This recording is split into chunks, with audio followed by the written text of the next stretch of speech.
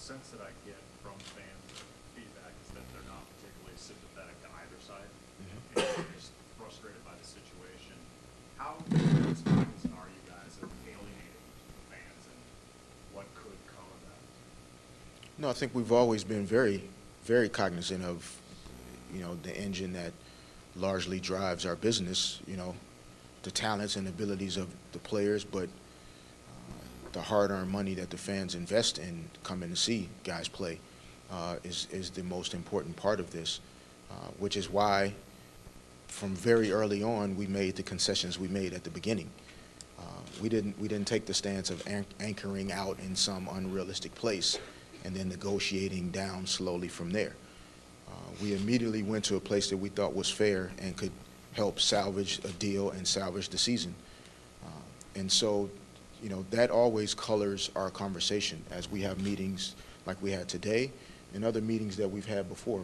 We fully discuss the possibility that a protracted, extended lockout could very well damage our game, damage the business.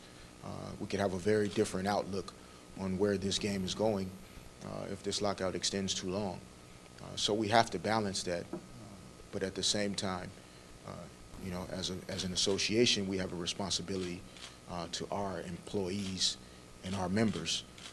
And so as we move through this process, we take all of those things into consideration. Do you understand where their perspective would be coming from in terms of just being frustrated, or why they wouldn't necessarily be that concerned about I guess fairness towards either side or whatever, just looking at the end how good both sides really have it? Well, of course, when you look at the unemployment numbers in our country and around the world, when you look at the fact that hard-working families are having a hard time making ends meet and being able to pay bills and keep their homes, we get those things.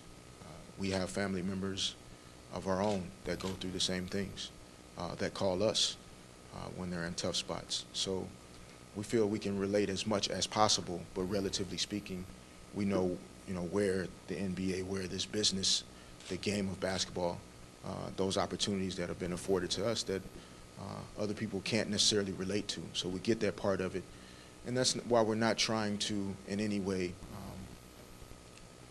really look for sympathy or empathy from our fans in that regard. We don't need them or want them to feel sorry for us because we'll make less money because we've given up more percentage. That's not what this is about. The negotiation between us and the NBA, that's the part that we have to remain focused on. But I think you've seen our players respond accordingly in terms of still addressing the concerns of our fans. And that's why guys have gone out and played games and quote-unquote barnstorming and exhibition games and charity games. And the guys are sending messages loud and clear that they just want to play. And we'll figure the rest out. That's what our job is. Aside from the fans, what about the people that work in concessions, security guards, and that nature? They look at you guys and owners and like you're ultimately affecting their income. What do you say to them when they say you guys are arguing billions and billions, and you're just still trying to make minimum wage and a $2 job? You got to stop this. Yeah, no, we say that we hear you, and that's not lost on us. The most basic part of this process, though, is that we're employees, and our teams in the NBA are employers. I think we probably have an increased chance of getting a deal done with the NBA if they said that some of the percentage of BRI that we're giving back to them were going to go to lesser ticket prices, or was going to go to a pool of money for concession stand workers and vendors to have better working conditions. Those would be things that would be great and creative to talk about. But that's not what's going on. What's going on is just a give back to our owners with no purpose or connection to lessening ticket prices or lessening parking prices or lessening anything. It's only lessening percentage for us and increasing percentage for them.